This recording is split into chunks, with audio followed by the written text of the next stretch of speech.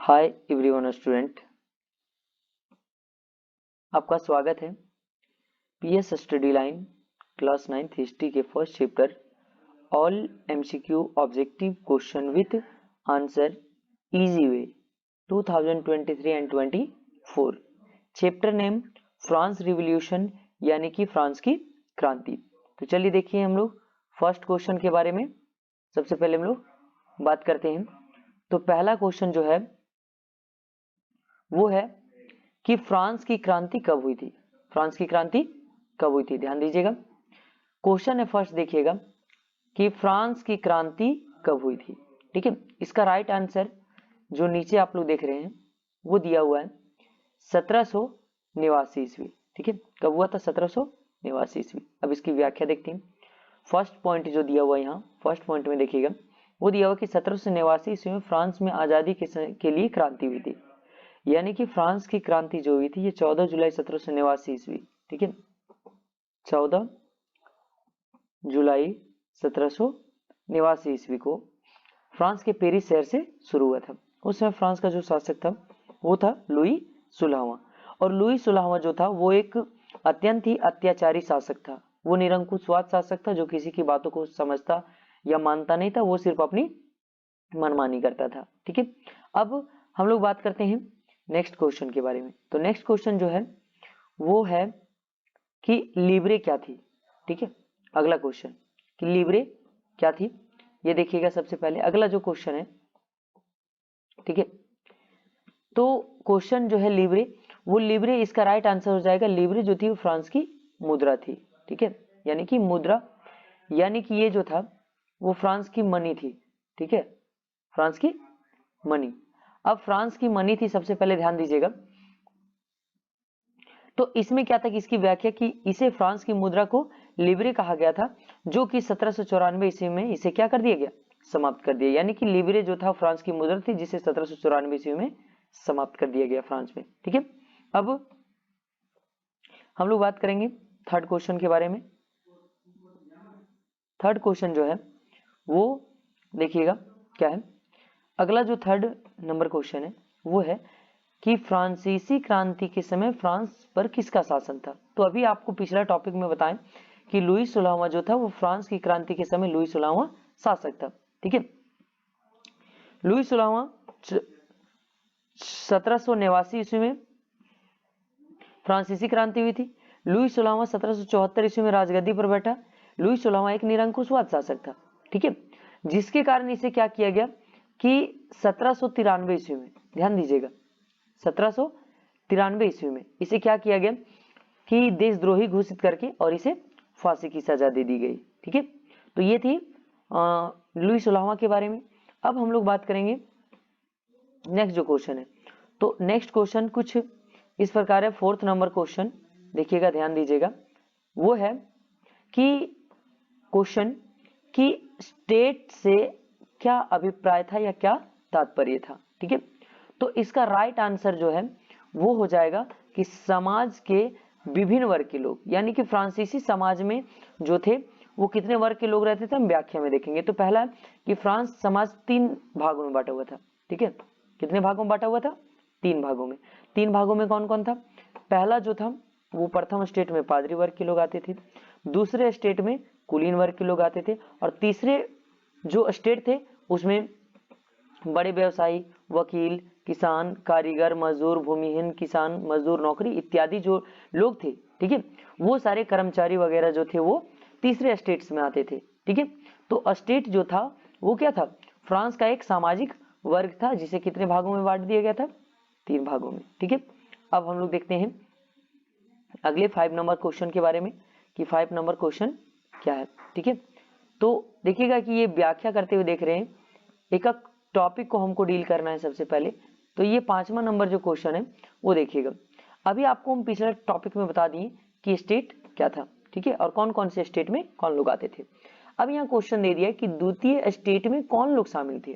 ठीक है, तो पिछला टॉपिक में आपने पढ़ा कि द्वितीय स्टेट में कुलीन वर्ग के लोग थे। ठीक है, प्रथम में जो थे वो पादरी वर्ग, दूसरे में कुलीन वर्ग, तीसरे में ठीक है व्यापारी तृतीय स्टेटस, और किसान भी जो आते थे वो तृतीय स्टेटस। ठीक है, अब नीचे भी ध्यान दीजिएगा, कुछ उसी प्रकार का क्वेश्चन है, ठीक है, कुछ इसी प्रकार का क्वेश्चन है। वो क्या है, ये भी आपका जो 6 नंबर क्वेश्चन है, ध्यान दीजिए 6 नंबर जो क्वेश्चन है, तो ये आपको ये देखिएगा सबसे पहले कुलीन वर्ग के लोग, ठीक है, डी, यानी कि तृतीय स्टेट में कौन वर्ग शामिल नहीं था, कुलीन वर्ग, ठीक है, क्योंकि इसमें अदालती कर्मचारी, बड़े व्यवसायी, किसान इत्यादि जो थे वो शामिल थे, ठीक है।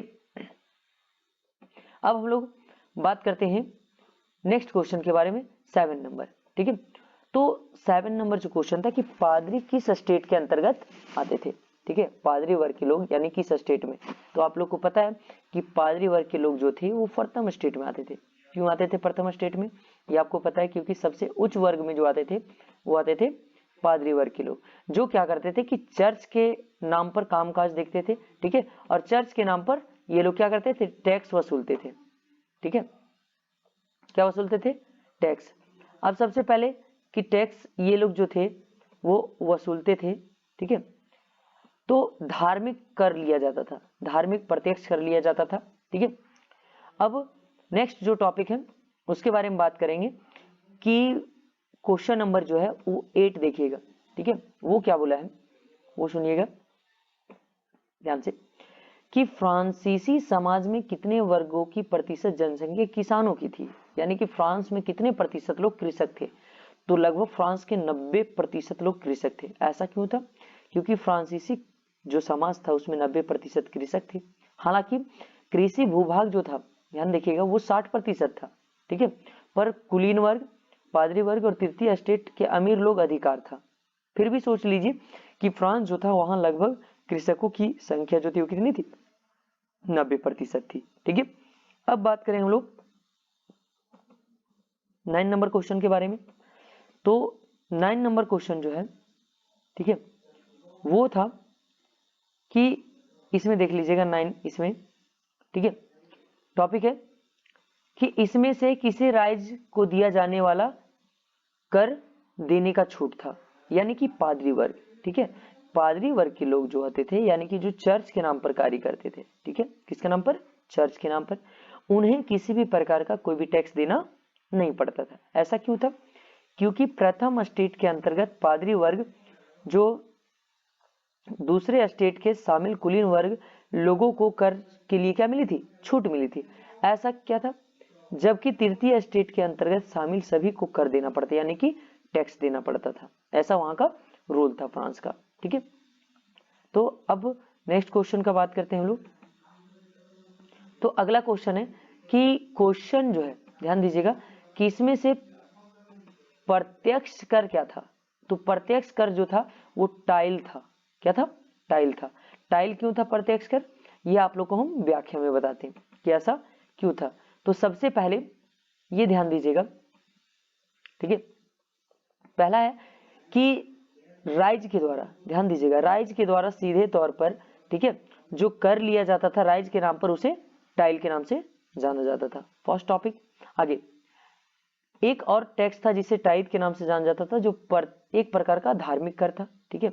लिब्रे जो फ्रांस की मुद्रा थी उसी के रूप में टैक्स लिया जाता था, ठीक है। स्टेटस जो फ्रांस की सामाजिक वर्ग में बांटा गया था, ठीक है।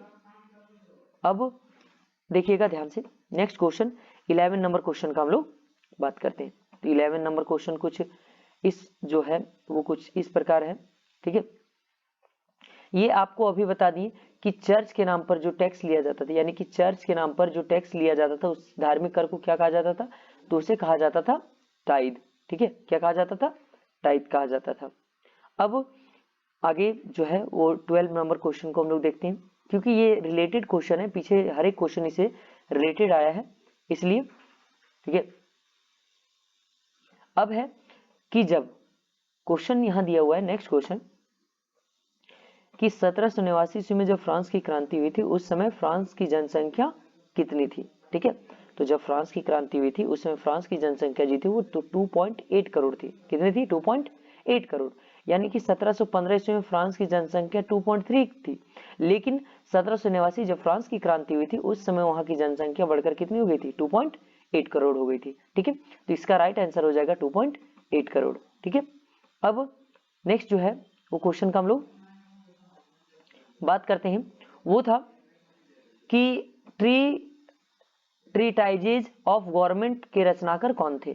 ठीक है, तो इसके रचना जो किए थे वो लॉक ने किया था। इसका पूरा नाम है जॉन लॉक। क्या है? John Locke.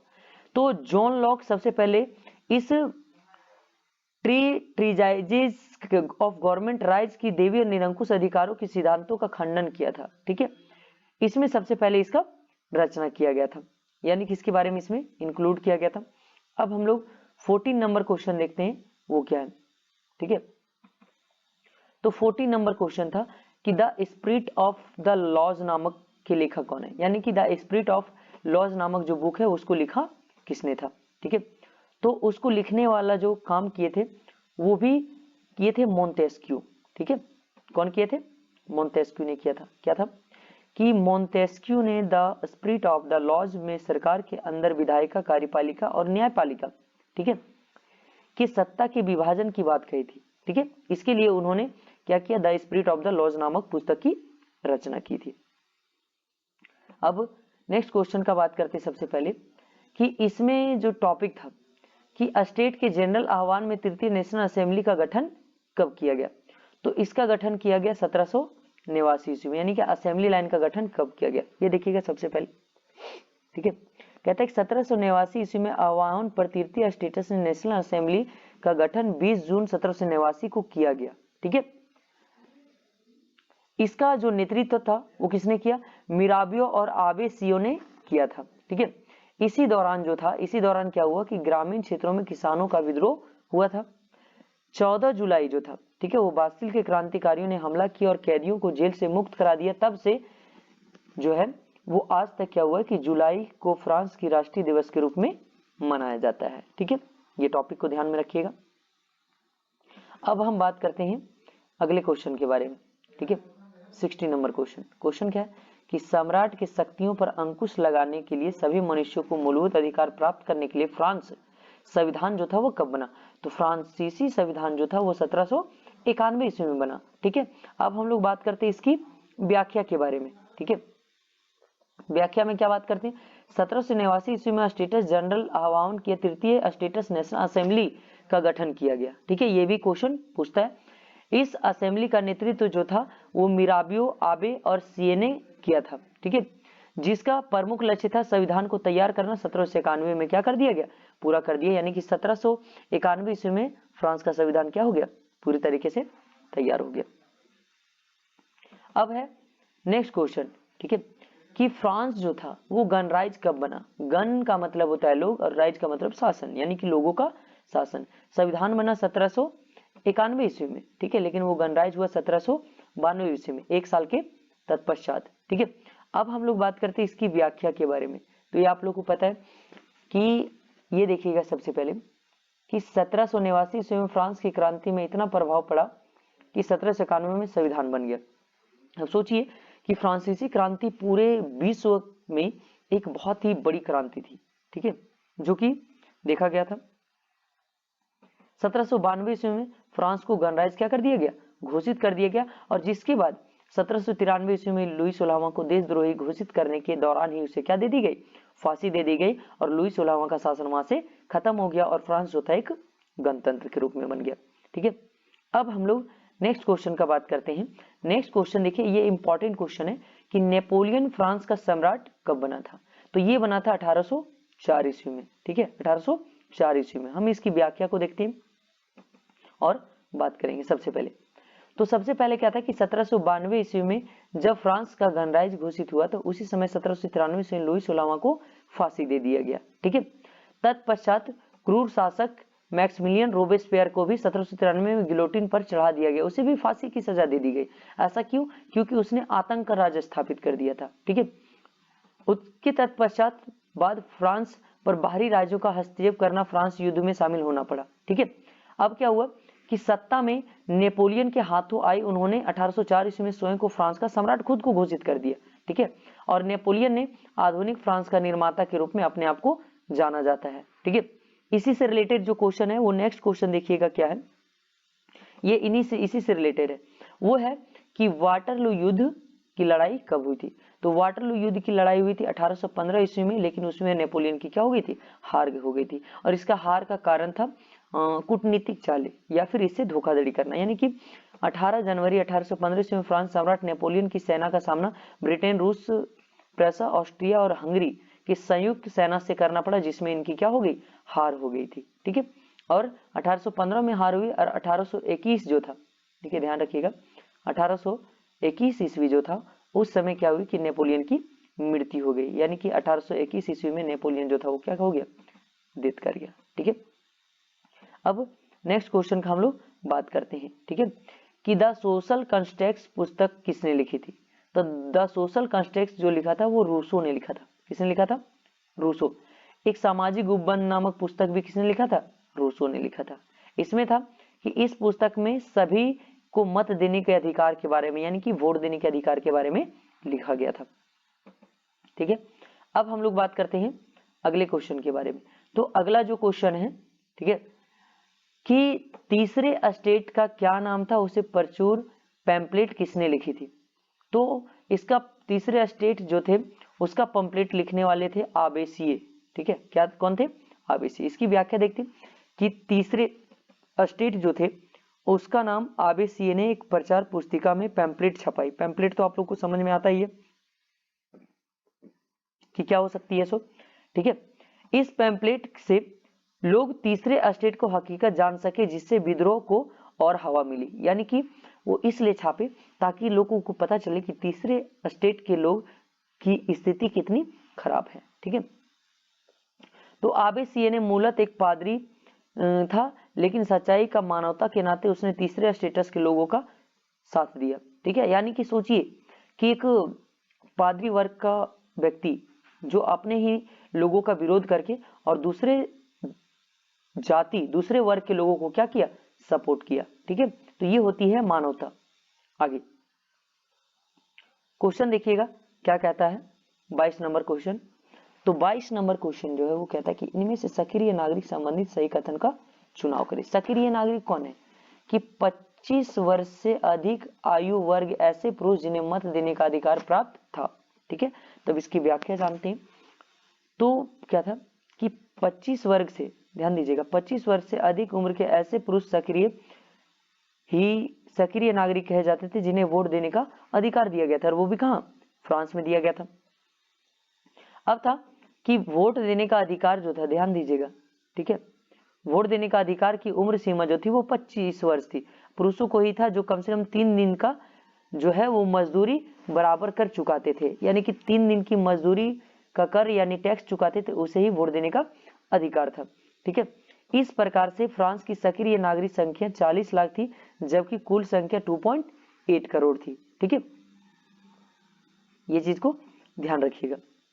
अब है नेक्स्ट क्वेश्चन के बारे में हम लोग बात करते हैं। सबसे पहले कि नेक्स्ट क्वेश्चन क्या है, तो 23 नंबर क्वेश्चन देखिएगा, कहता है कि जैकोबिन क्लब क्या था? जैकोबिन क्लब क्या था? तो छोटे दुकानदार और कारीगरों का क्लब था। क्लब यानी कि एक निश्चित स्थान था। क्या था देखिएगा, जैकोबिन क्लब के सदस्य मुख्यतः समाज में गरीब वर्ग से थे, यानी कि गरीब वर्ग के जितने भी लोग आते थे वो सब जैकोबिन क्लब से संबंधित थे। इसमें छोटे दुकान जो थे, ध्यान दीजिएगा, छोटे दुकान कारीगर जैसे मूलक जूता बनाने वाले, पोस्टी बनाने वाले, घड़ी साज सफाई करने वाले इत्यादि जो छोटे छोटे लोग थे, ठीक है, नौकर, बिहारी, मजदूर इत्यादि जो थे उसमें शामिल थे।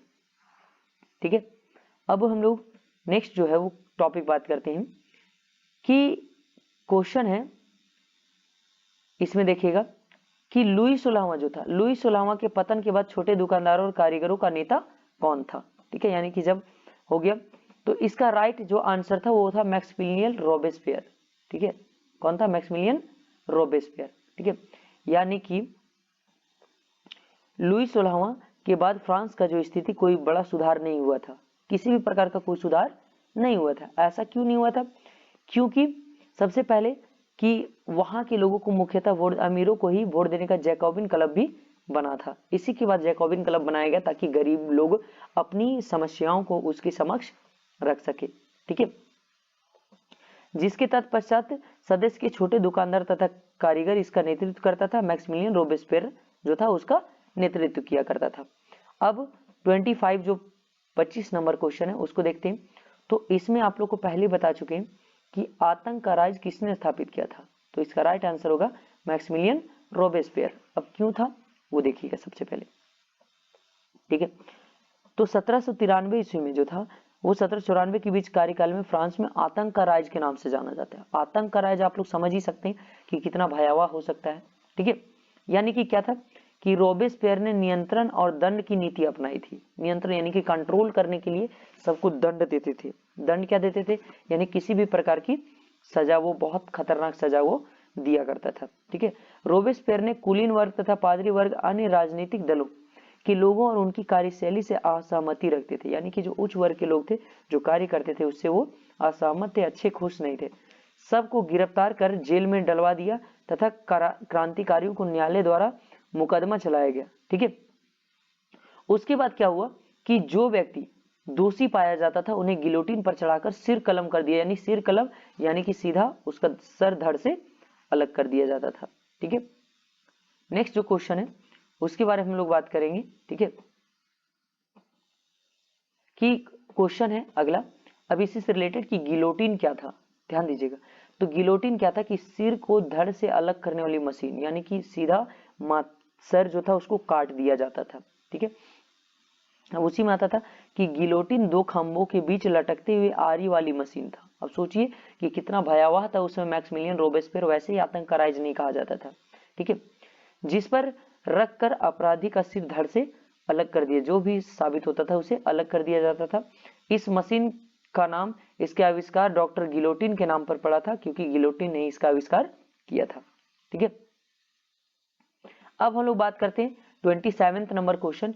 ये था कि मैक्सिमिलियन रोबेस्पियर को गिलोटिन पर कब चढ़ाया गया था, ठीक है। यानी कि उनको कब चढ़ाया गया था, तो उसका राइट आंसर जो था वो था 1794 ईस्वी। यानी 1794 ईस्वी में रोबेस्पियर जो था अपनी नीतियों को सख्ती से लागू करता था, जिसके कारण उसके समर्थक त्राही त्राही करने लगे थे, एकदम व्याकुल हो गए थे, परेशान हो गए थे। जिसके तत्पश्चात क्या हुआ कि जुलाई 1794 ईस्वी को न्यायालय द्वारा उन्हें दोषी ठहराया गया और उन्हें गिलोटिन पर चढ़ा दिया गया। अब नेक्स्ट क्वेश्चन बात करते हैं 28 नंबर का क्वेश्चन, देखिएगा क्या है। वो है कि फ्रांसीसी महिलाओं को वोट देने का अधिकार कब मिला। फ्रांस की जो महिलाएं थी उसे वोट देने का अधिकार कब मिला, तो इसका राइट आंसर हो जाएगा 1946 ईस्वी। यानी 1946 ईस्वी में वोट देने का, महिलाओं ने काफी लंबे समय तक 1946 में महिलाओं को वोट देने का अधिकार मिला। इन्होंने बहुत दिनों तक संघर्ष किया तभी इन्हें वोट देने का अधिकार मिला, अन्यथा इन्हें वोट देने का अधिकार नहीं था, ठीक है। अब हम लोग बात करेंगे नेक्स्ट 29 नंबर क्वेश्चन। तो 29 नंबर क्वेश्चन है कि कन्वेंशन ने फ्रांसीसी उपनिवेशों में सभी दासों की मुक्ति कानून को कब पारित किया। यानी कि उस समय दास प्रथा चलती थी, तो दास प्रथा जो खत्म हुआ वो हुआ 1794 ईस्वी में, ठीक है। इस समय जैकोबिन सरकार क्रांतिकारियों समाज सुधारों में दास प्रथा का उन्मूलन किया, उन्मूलन यानी कि समाप्त कर दिया। और ये कब किया, ये किया 1794 ईस्वी में दास प्रथा संबंधित कानून को भी क्या कर दिया गया, पारित कर दिया गया, ठीक है। अब बात करते हैं इस चैप्टर का सबसे लास्ट क्वेश्चन, ठीक है। और लास्ट क्वेश्चन 30 नंबर क्वेश्चन था, 30 नंबर का, कि किसने 1793 ईस्वी में कहा था कि पुरुष बनने की इच्छा रखने वाली महिलाएं निर्लज है। यानी कि वैसी महिलाएं जो पुरुष बनने की इच्छा रखती थी, किसने कहा था, सोमेत, ठीक है। अब बात बनता है कि ये सोमेत था कौन।